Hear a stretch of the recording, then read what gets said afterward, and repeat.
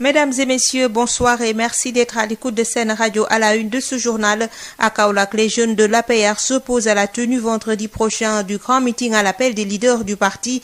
Ils ne comptent pas y prendre part. Il s'agit tout simplement d'une opération de charme pour leurrer le président Macky Sall, selon les jeunesses républicaines qui estiment que les 100 millions prévus pour l'organisation de ce meeting auraient pu servir à appuyer les jeunes fortement impactés par la pandémie. À Mbour, c'est le rappel des troupes dans les rangs du PDS. En perspective des prochaines élections, les militants du parti ambitionnent de vendre 7500 cartes et annoncent une grande mobilisation pour le retour de leur leader Karim Wade. À Ngoï, le maire a été distingué pour son engagement dans la promotion de la santé maternelle et néonatale. 15% du budget de la municipalité y ont été consacrés à la santé. Le maire et son équipe ont plaidé pour l'érection du poste de santé de Ngoï en centre de santé. En conseil des ministres de ce mercredi, le chef de l'État Macky Sall annonce la tenue en fin mai 2021 d'un conseil présidentiel sur le secteur des pêches. À suivre également l'actualité internationale et Info Santé pour boucler cette édition mise en onde par Hassan Choun. Marie-Rosalie Ndiaye.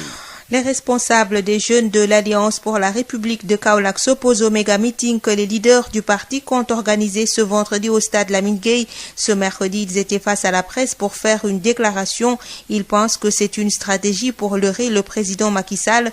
Pour ces jeunesses républicaines de Kaolack, les 100 millions prévus pour une organisation folklorique pouvaient servir à la formation et au financement des emplois.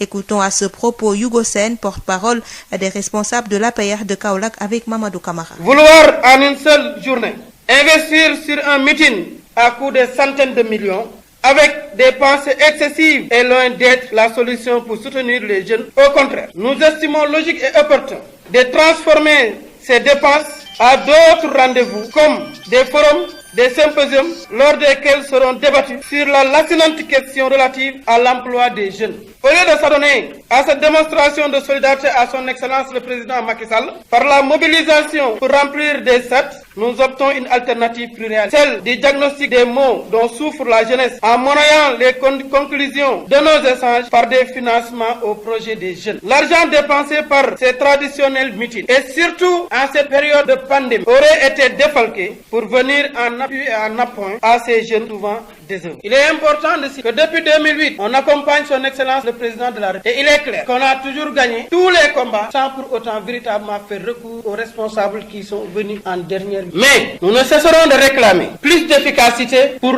la politique du Président, son Excellence M. Macky Sall. Il a instauré le paiement, il a instauré Promovilles, il a instauré Prodac, il a mis en place beaucoup d'infrastructures comme par exemple également la DER. Nous leur demandons de travailler à ce que les jeunes puissent être non seulement formés, mais à ce que également les jeunes puissent avoir des financements afin de travailler. Donc, nous, la jeunesse de Kaolack, ce qu'on sollicite, c'est la formation, le financement et l'accompagnement des jeunes. Nous ne sommes pas d'avis à dépenser des centaines de millions pour ne rien dire ou ne rien faire. C'est la raison pour laquelle nous prenons avec courage notre responsabilité et demander à ce que ces meetings ne se tiennent pas à Kaolack. C'est la raison pour laquelle nous avons jugé nécessaire de ne pas répondre à l'appel de nos responsables irresponsables. Il est clair et net qu'on ne participera pas à leur meeting. Instant Hugo Sen, porte-parole des jeunesses républicaines de Kaolack, qui s'oppose au méga-meeting que les leaders du parti comptent organiser vendredi prochain au stade de Lamine Gueye. Mobilisation des militants du Parti démocratique sénégalais dans le département de Mbour pour la vente des cartes. La coordination départementale veut 7500 cartes pour les préparatifs des élections locales qui se profilent. Les militants du PDS rassurent que leur leader Karim Wade retourne au pays dans les prochains jours. L'heure est à la mise en place des stratégies et des méthodes pour accueillir en grande pompe le leader Moustapha Sall. C'est le rappel des troupes au sein du PDS de Mbour. L'heure est à la mobilisation et pour le placement des cartes. La coordination départementale réclame plus de 7500 cartes pour réussir le pari. Mamadou Diouf est le coordonnateur départemental. Depuis presque 6 mois, notre parti a lancé une opération nationale de placement, de vente de cartes et renouvellement du parti. C'est dans ce contexte que la fédération départementale de Mbour a reçu la délégation nationale. En recevant la délégation délégation nationale, nous avons écouté les militantes et les militants du parti qui ont fait le déplacement, qui ont rempli la salle tôt le matin, ont écouté la méthodologie qui a été dessinée. Au retour, ils vont appliquer les règles qui ont été édictées pour que chaque village ou bien chaque quartier puisse être inondé de cartes du parti, cartes qui nous permettront de monter des secteurs, cartes qui nous permettront de monter des fédérations, cartes qui nous permettront aussi d'avoir un parti stable, organisé, pour pouvoir compétir contre les autres aux élections législatives, aux élections locales et à la présidentielle à laquelle notre candidat sera effectivement élu président de la République, Karim Meïssa Wade, en 2024. Les cartes que nous allons commander, on va s'appuyer sur les résultats des dernières élections législatives de 2017 où le parti a eu à peu près 15 000 voix dans le département et nous allons demander la moitié de ces cartes pour démarrer. Les militants du Parti démocratique balisent le terrain pour la venue de Karim Meïssa Wade avant les prochaines joutes électorales. Bon, Karim Meïssa Wade sera là bientôt, mais on ne vous donnera pas une date parce que son retour dépendra de ce que nous sommes en train de faire. Le parti a des instances et se réunit régulièrement. Et dans ces instances, nous verrons, nous, notre leader, à quel moment il doit revenir pour que son retour coïncide avec notre organisation interne et ce que nous voulons faire en termes de mobilisation, en termes de stratégie et en termes d'attaque pour pouvoir effectivement remporter les élections qui sont devant nous. Une délégation nationale du Parti démocratique sénégalais était à Mbour pour assister à l'Assemblée générale des militants. L'objectif est de relancer les activités du parti dans le département. Moustapha Sall, Mbour, Sud FM. Restons à Mbour où 90 travailleurs licenciés par la société Icagel, la direction de l'usine de transformation halieutique de la Petite Côte, Icagel a notifié ce mercredi au collège des délégués le licenciement des travailleurs pour motif économique. Une notification qui intervient à la fin du chômage technique qui date d'octobre 2019 au 31 mars 2021. Des licenciements qui prennent effet immédiatement ce 31 mars pour les 90 travailleurs permanents, selon Jean-Noël Ning, porte-parole du collège des délégués, qui a pris part à la rencontre. La direction est disposée à payer les indemnités de licenciement, mais dans 2 mois, il demande à l'inspection du travail de Thiès de convoquer les 2 parties pour voir le bien fondé de la décision. On l'écoute au micro de Moustapha Sall. À la place de chômage technique, il veut faire un licenciement par motif économique. Ce licenciement par motif économique prend effet à partir d'aujourd'hui, à partir du 31 mars 2021. Le nombre de personnes à licencier s'élève à 90 personnes permanentes. Ils sont favorables pour payer les indemnités de licenciement. Mais par rapport à ces indemnités, ils ne vont pas payer ipso facto. Ils vont rester pendant 2 mois avant de payer.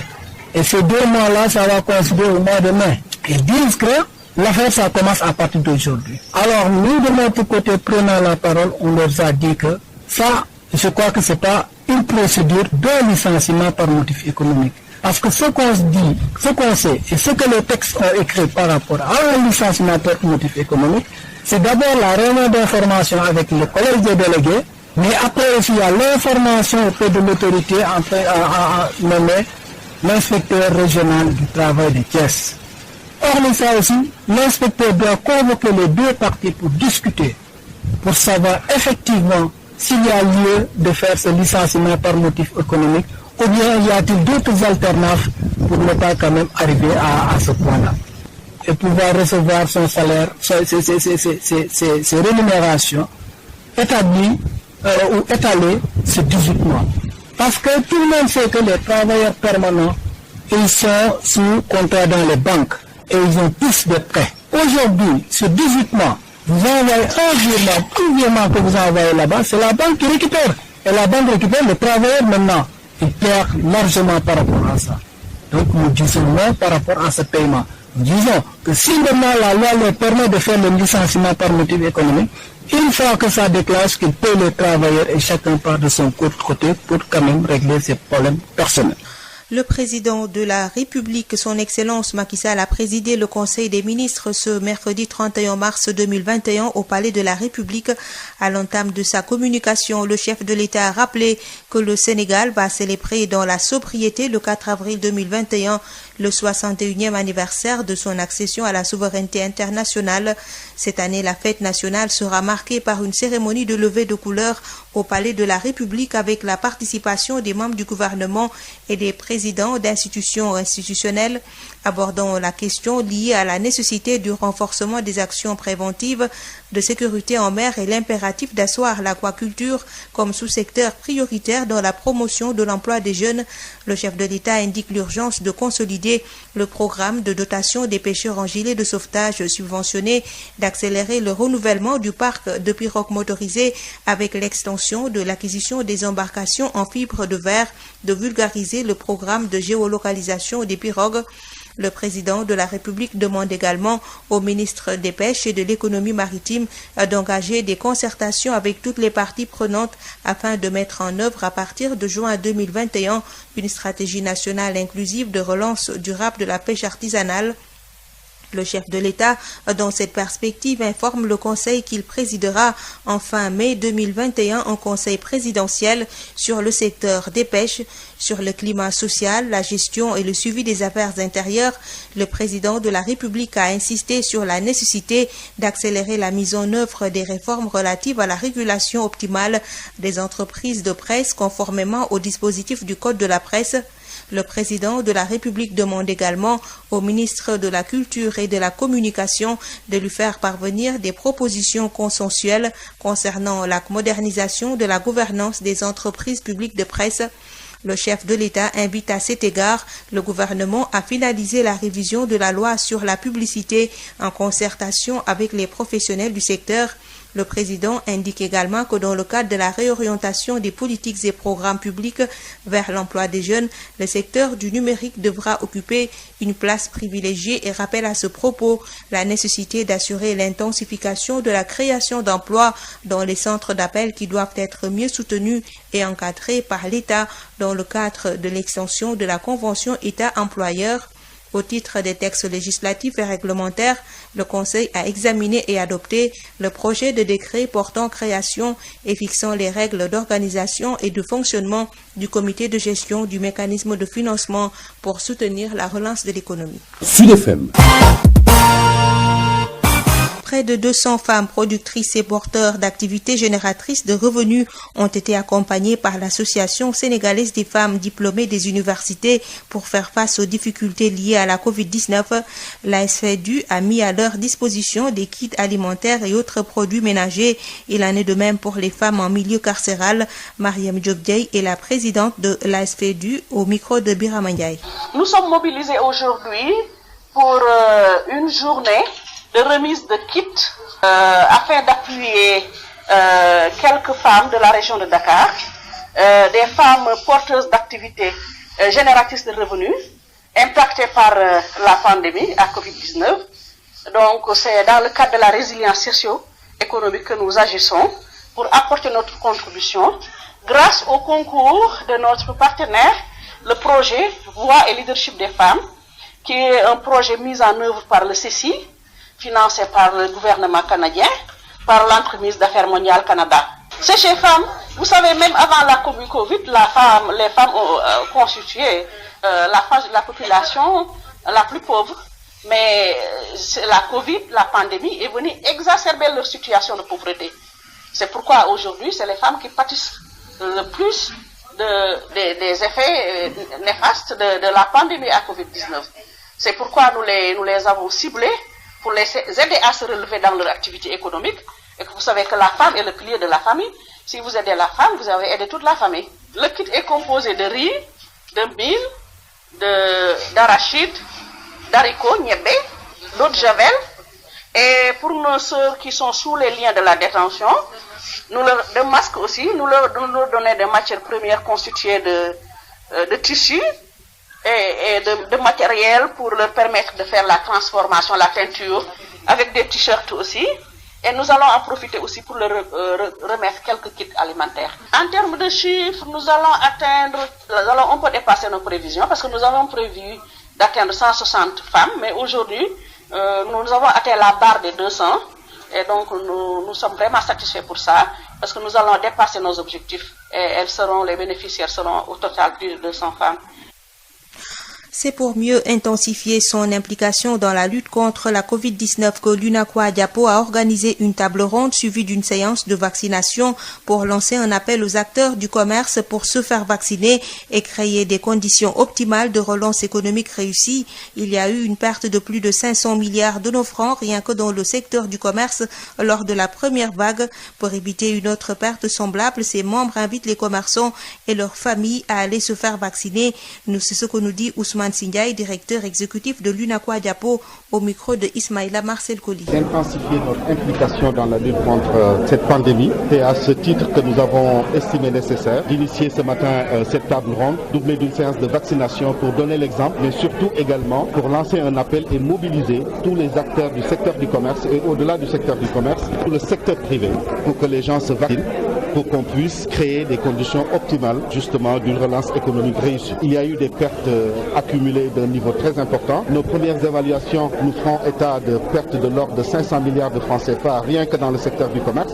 Et ça, c'est dans le cadre de la première vague. Nous évitons à tout prix justement que la deuxième vague puisse également occasionner des pertes de la même nature. C'est pourquoi il est urgent pour nous de faire en sorte que la célérité revienne dans le secteur du commerce, que le marché soit bien approvisionné, naturellement surtout dans ce cadre de préparation du mois de Ramadan, et que surtout qu'on puisse proposer aux consommateurs sénégalais un marché bien approvisionné en produits frais et surtout à des prix accessibles. Ce sont les retards accumulés dans l'approvisionnement et quelques petites tensions de prix au niveau du marché international qui ont été à l'origine. Mais c'est passager. Ça, je tiens à le préciser. Le marché va vite renouer avec la stabilité des prix dans ce contexte parce que nous avons pris les dispositions nécessaires. Nous nous sommes surtout entendus avec le secteur bancaire, au premier rang desquels Ecobank, qui est notre partenaire, qui dans le cadre de la convention qui les lie avec l'État, nous permettra justement d'accéder aux ressources nécessaires pour un bon approvisionnement du marché.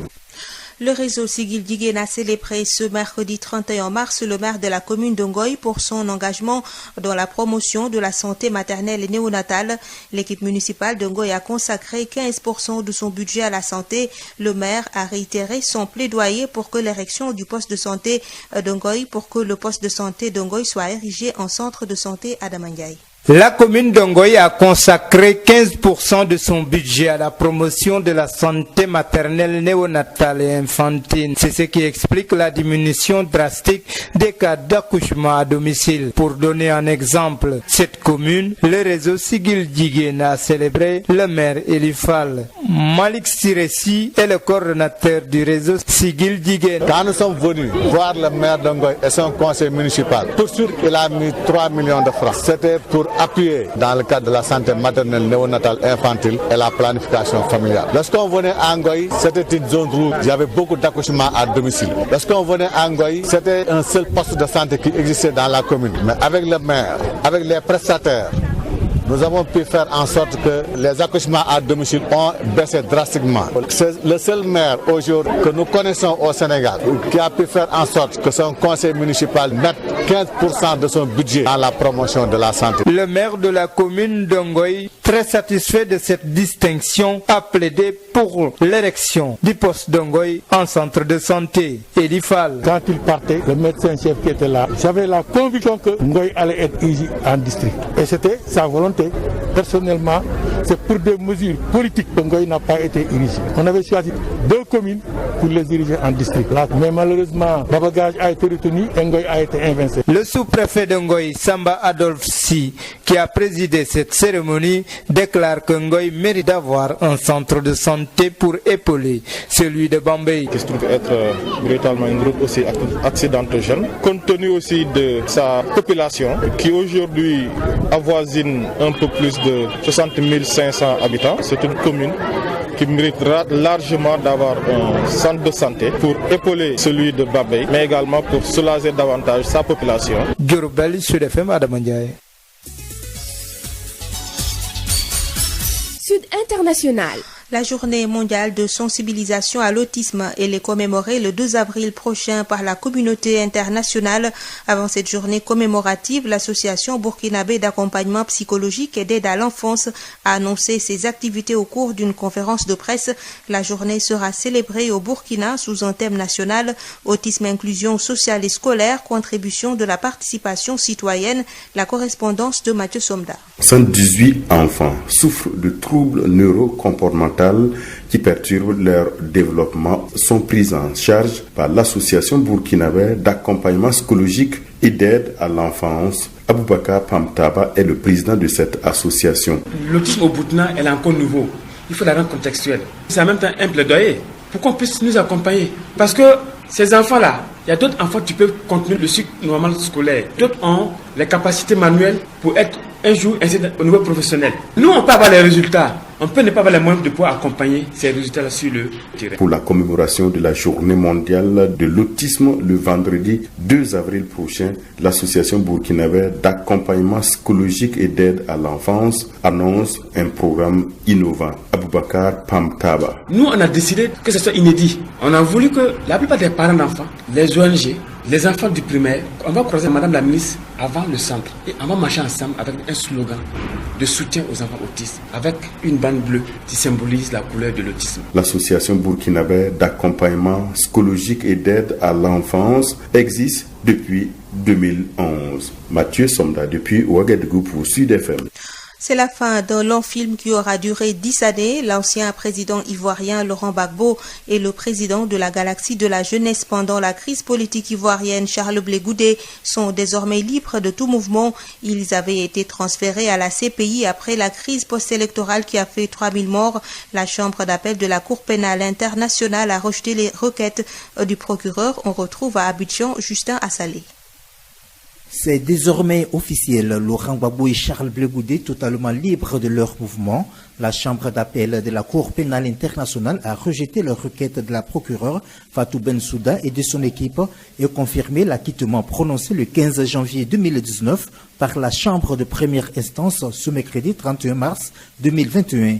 Un procès à rebondissement qui aura duré 10 ans. L'ancien chef d'État ivoirien et son premier ministre de la Jeunesse étaient accusés de crimes contre l'humanité. Toutes ces charges sont désormais levées contre ce qu'on peut désormais appeler ex-pensionnaires de la prison des Chevé-Ningène. À l'annonce donc du verdict du juge Chile Eboué Ozoudi, juge au président dans cet appel, c'est l'explosion de joie chez les sympathisants de Laurent Gbagbo qui s'étaient donné rendez-vous au Baron, un espace événementiel de la commune de Yopougon pour vivre en direct le procès. Deux doigts levés, un signe de victoire et au son de la musique, ils ont exprimé leur joie par des pas de danse. Explosion de joie également au domicile de son épouse Simone Eivé. Fin donc d'un procès avec la victoire de Laurent Gbagbo et de son bras droit Charles Blé Goudé. Reste maintenant à savoir la date de leur retour en Côte d'Ivoire, puisque désormais rien ne les empêche de rentrer chez eux. Justin Assalé, Abidjan, pour Sud FM. Les autorités guinéennes ont interdit une marche des journalistes qui était annoncée ce mercredi pour exiger la libération d'un confrère détenu depuis maintenant un mois pour offense au chef de l'État Alpha Condé. Malgré cela, les hommes de médias ont quand même organisé une marche virtuelle pour dénoncer la violation de la loi portant dépénalisation des délits de presse en Guinée. La correspondance d'Amadou Ouribari. En marche ce mercredi, des journalistes se donnent rendez-vous à la maison de la presse de Conakry pour lire une déclaration dans laquelle ils expriment leur indignation. Sayour Kamara est porte-parole du collectif de soutien au journaliste Amadou Djoulde Diallo. À supposer que M. Diallo soit reconnu coupable d'offense au chef de l'État et diffamation, il ne pourrait être condamné qu'à une amende allant de 1 million à 5 millions. Toutefois, afin de contourner la liberté de la presse, la justice guinéenne a décidé de le mettre en détention préventive pour une période que nous ne saurions dire. Face à l'injustice, le silence est coupable. Il est dommage pour les journalistes que nous sommes de ne pas dénoncer la détention illégale de notre confrère. Nous exigeons la libération de notre confrère. Nous exigeons la libération de notre confrère. Des journalistes guinéens et ceux accrédités dans le pays ont scandé des slogans hostiles au pouvoir. Ces hommes de médias pensent que la liberté de la presse est menacée en Guinée et il faut donc agir pour vaincre les ennemis de la démocratie, disent ces hommes de médias. La presse guinéenne est en danger. Nous invitons l'ensemble des journalistes, des organisations de la société civile, des ONG de défense des droits humains à dénoncer la violation de la loi L02 portant sur la liberté de la presse en Guinée. Depuis l'arrestation d'Amadou Djoulde Diallo, des voix s'élèvent pour exiger la libération du journaliste écrivain. C'est le cas de l'ONG Reporters sans frontières qui pense que le gouvernement guinéen est un mauvais élève dans le respect de la liberté de la presse avec à la clé des emprisonnements mais aussi enlèvement de journalistes. Amadou Ribari depuis Conakry pour Sud FM. Yotox anti-moustique pour le corps, les vêtements, les rideaux et draps vous protège contre les moustiques chez l'adulte et l'enfant. Val d'Afrique vous offre votre journal de la santé. Bonjour à tous et bienvenue. L'amicale des femmes du centre hospitalier régional El Hadji Ibrahima Niass de Kaolack a beaucoup contribué à la lutte contre la Covid-19 au sein de la structure sanitaire. Dans les quartiers, ses membres étaient constamment sur le terrain pour sensibiliser et poser des actes contre la propagation de la pandémie. Amina Diop, la première vice-présidente de l'amicale des femmes de l'hôpital El Hadji Ibrahima Niass de Kaolack, est avec Mamadou Kamara. Cette amicale, c'est un groupe de femmes, l'ensemble de toutes les femmes qui sont dans l'hôpital et qui ont pour but de relever les activités socio-économiques et culturelles de cet hôpital même et même dans toute la région de Kaolack. Cette amicale est composée des agents de santé qui sont des médecins, des infirmières, des assistants infirmières, des aides infirmières, des manœuvres, des filles de salle, des comptables de l'hôpital, des secrétaires de l'hôpital. Donc c'est tout un ensemble d'agents qui travaillent dans l'hôpital. Donc nous avons mené plusieurs activités. Depuis la création de cette amicale, nous sommes toujours sur le terrain. Toujours notre première vision, c'est le social. Donc pour la période de cette Covid, on a donné des dons de gel hydroalcoolisé à tous les agents de l'hôpital. On a donné d'autres dons comme du savon. C'était le slogan « Une femme, un savon ». On a débloqué aussi une forte somme d'argent qu'on a donné à la pépinière de Bongré. Donc tous ces dons-là, on l'avait remis entre les mains de la directrice de l'hôpital régional El Hadji Ibrahima Niass, Madame Khadijatou Sarr Kébé, qui est notre première autorité ici dans l'hôpital. Un geste magnifié par la directrice du centre hospitalier régional El Hadji Ibrahima Niass qui invite les autres membres du personnel à suivre ce bel exemple. C'est tout pour aujourd'hui. Merci de nous avoir suivis. Yotox anti-moustique pour le corps, les vêtements, les rideaux et draps vous protège contre les moustiques chez l'adulte et l'enfant. Val d'Afrique vous a offert votre journal de la santé.